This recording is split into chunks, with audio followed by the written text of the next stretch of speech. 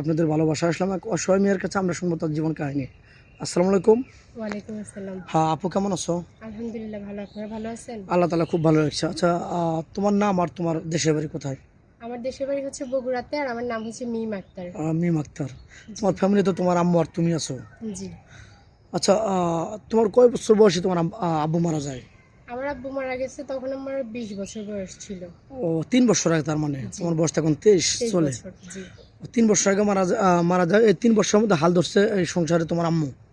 জি, আমার আম্মু চালাচ্ছে সংসার। ও আর আর, তোমার ভাইয়া কতদিন ধরে চলে গেছে তোমার বাড়ি আমার থেকে? ভাইয়া চলে গেছে, আমার আব্বু থাকতে চলে গেছে। মানে আমার আব্বু অসুস্থ ছিল, আমার আব্বু বেঁচে থাকতে আম্মু একটু একটু কাজকর্ম করতে, এখন আব্বু চলে গেছে, এখন একবারে পুরাটাই আমার মাই চালায়। ভাইয়া তো চলে গেছে আমার আব্বু থাকতেই। আচ্ছা আচ্ছা, তোমার আম্মু এখন কি করতেছে? মানে আমার আম্মু ঘরে টেইলারি কাজ করে। তো, তার নিজের ঘরে টেলার্সের কাজ করতেছে, এটাতে কোনো রকম মা মেয়ে দুজন চলতেছো? জি।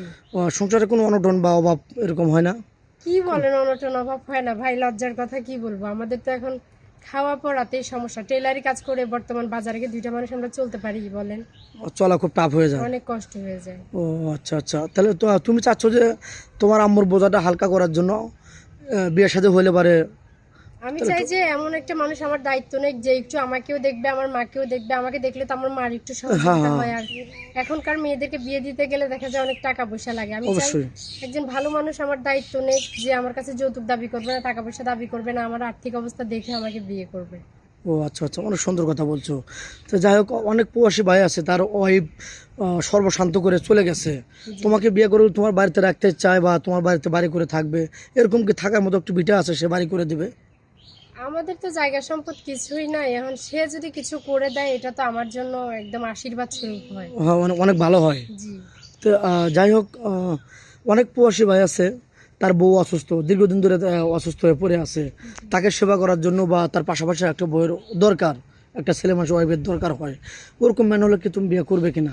এখন উনি যদি আমাকে ছোট বোনের মতো করে মেনে নেয়, আমিও তো তাকে বড় বোনের মতো করে মেনে নিব।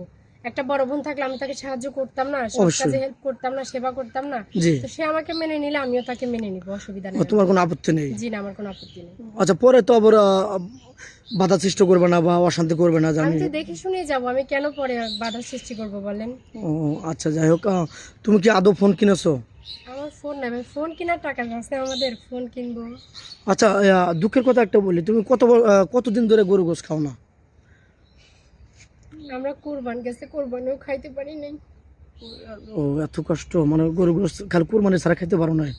না, খালারা কুরবান দিছিল কিন্তু দিতে আসে নাই, আমরা যাই নাই এই জন্য। দেখছেন, একটা একটা মেয়ের মনের ভিতরে কতটুকু কষ্ট থাকলে কান্না করে আর দুঃখ করে কথা বলে। সে কোরবানির গোশ ছাড়া সে 1 বছরের ভিতরে গোশ খাইতে পারে নাই, এরকম দুঃখের কথা আর কীভাবে বলবে বলেন মিডিয়াতে এসে? তো যাক, মেয়েটা খুবই অসহায়, খুবই দুঃখের সাথে কথাগুলো বলতেছে। মেয়েটার কোনো ফোন নেই, আমাদের নাম্বার দেওয়া থাকবে, ইউটিউব চ্যানেল কর্তৃপক্ষের নাম্বার দেওয়া থাকবে, কেউ ভিডিও কল দেবেন না, অডিও কল দেবেন, ইমো হোয়াটসঅ্যাপ থাকবে। ভালো থাকবেন, সুস্থ থাকবেন, এই বলে শেষ করে দিলাম। আল্লাহ হাফেজ।